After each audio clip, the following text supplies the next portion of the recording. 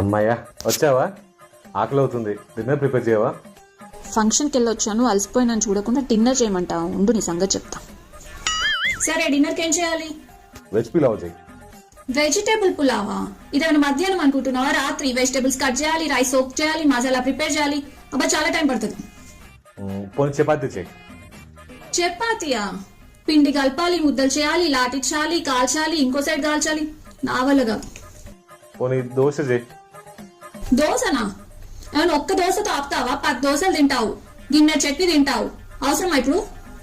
పోనీ ఇడ్లీ చేయవే, ఈజీనే కదా. ఇడ్లీ చేయడం ఈజీయే బాబీ. ఇడ్లీ పాత్ర కడగడం ఎంత కష్టం తెలుసా?